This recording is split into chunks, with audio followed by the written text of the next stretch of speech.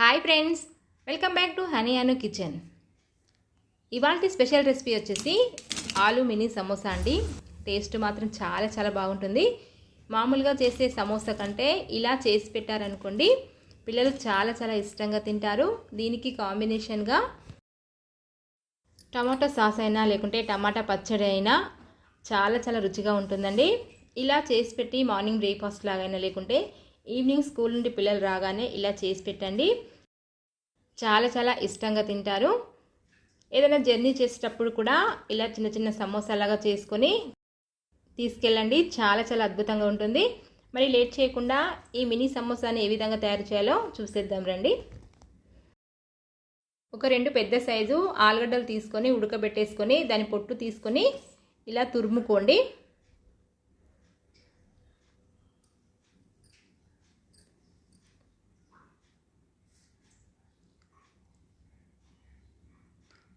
ఇలా మొత్తం తురుముకున్న తర్వాత మొత్తం ఒకసారి కలుపుకోండి. మెత్తగా చిన్న చిన్నగా ఏమన్నా గడ్డల్లాగా ఉంటే అవి కూడా పోతాయి కదా. అలా మెత్తగా కలుపుకొని కొంచెం రెడ్ చిల్లీ పౌడర్, కొద్దిగా సాల్ట్, అంటే మీ టేస్ట్కి తగ్గట్టే వేసుకోండి, కారమైనా సాల్ట్ అయినా. కొద్దిగా కసూరి మేతి తీసుకోండి. కసూరి మేతి తీసుకొని దీన్ని నలిపి వేసుకోండి. కొద్దిగా వాము కూడా తీసుకోండి, దీన్ని కూడా నలిపి వేసుకోండి. మీకు నచ్చితే ఇంకా కొంచెం ధనియాల పొడి, మిరియాల పొడి కూడా వేసుకోవచ్చండి. కొంచెం పసుపు వేసుకొని ఒకసారి కలుపుకోండి. అంటే మీకు టేస్ట్ తగ్గట్టే వేసుకోండి ఏదైనా. ఇలా వేసుకొని కలిపి పక్కన పెట్టేసుకోండి. వేరొక బౌల్లో పిండి కలుపుకుందాం. ఈ పిండి అనేది 2 కప్స్ వచ్చేసి గోధుమ పిండి అయినా పర్లేదండి, లేకుంటే మైదా పిండి అయినా తీసుకోవచ్చు.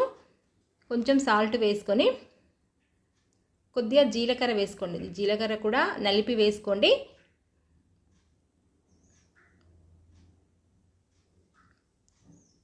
కొద్దిగా ఆయిల్ కూడా వేసుకొని పిండి ఒకసారి కలుపుకోండి.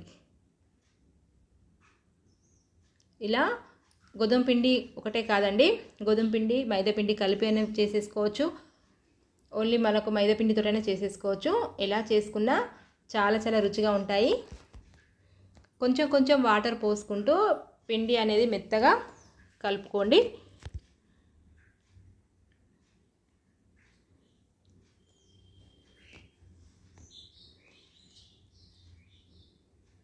ఇలా మెత్తగా కలుపుకొని దీన్ని ఒక 15 నిమిషాలు నాననివ్వండి. ఇలా నానిన తర్వాత దీన్ని తీసుకొని ఒక 2 భాగాలుగా చేసేసుకొని పెద్దగా చపాతీలాగా చేసేసుకోండి.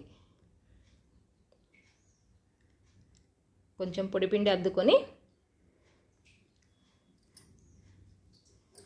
రౌండ్గా చేసేసుకోండి. మనకు గోధుమ పిండి కాబట్టి కొంచెం దొడ్డుగా వస్తుందండి. అదే మైదా పిండి తీసుకుంటే మనకు బాగా సాగుతుంది కాబట్టి బాగా పలుచగా వస్తుంది. తర్వాత ఒక చిన్న రౌండ్ లాంటి క్యాప్ తీసుకొని సెంటర్లో పెట్టేసుకొని మనం కలిపి పెట్టుకున్న ఆలు మిశ్రమం ఉంది కదండి, ఆలు మిశ్రమాన్ని ఇందులో పెట్టేసుకోండి. ఇది కూడా పల్చగా పెట్టేసుకోండి. కొద్ది కొద్దిగా వాటరు రాసుకుంటూ ఈ ఆలు మిశ్రమాన్ని మొత్తం పెట్టేసుకోండి.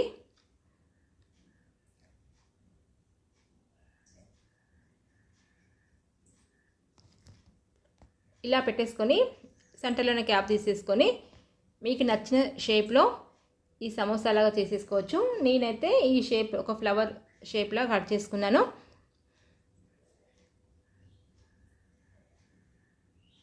ఇలా ఒక 8 భాగాలాగా కట్ చేసుకోండి. మీకు ఎంత చిన్నగా ఉంటే చిన్నగా, పెద్ద సైజు కావాలంటే పెద్దగా కూడా కట్ చేసుకొని రోల్ లాగా చేసేసుకోవడమేనండి.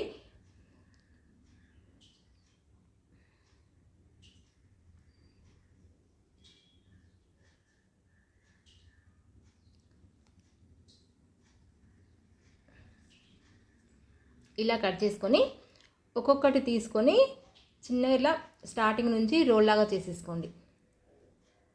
ఇలా రోల్ లాగా చేసేసుకొని చివరికి వచ్చేసరికి కొంచెం వాటర్ అద్దుకొని పెట్టేసుకోండి. అప్పుడే మనకు ఊడిపోకుండా ఆయిల్లో వేసేటప్పుడు కరెక్ట్గా వస్తాయండి.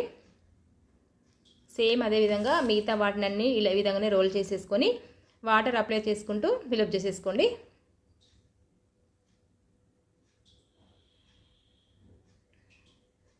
చూడండి ఈ విధంగా మొత్తం చేసేసుకున్న తర్వాత ఆయిల్ హీట్ చేసుకోండి. ఆయిల్ బాగా హీట్ చేసుకున్న తర్వాత మీడియం ఫ్లేమ్లోకి ఉంచేసుకొని ఇందులో ఒక్కొక్కటి వేసుకొని ఒక కలర్ వచ్చే వరకు ఫ్రై చేసుకోండి. ఆల్రెడీ మనకు ఈ బంగాళదుంప అనేది ఉడికించుకున్నాం కదా, లోపల అనేది త్వరగానే ఉడికిపోతుంది. మీకు కొంచెం క్రిస్పీగా కావాలనుకుంటే కొంచెం ఎర్రగా కాల్చుకోండి. మామూలుగా కావాలనుకున్నా కూడా ఇలా తీసేసుకుంటే సరిపోతుందండి.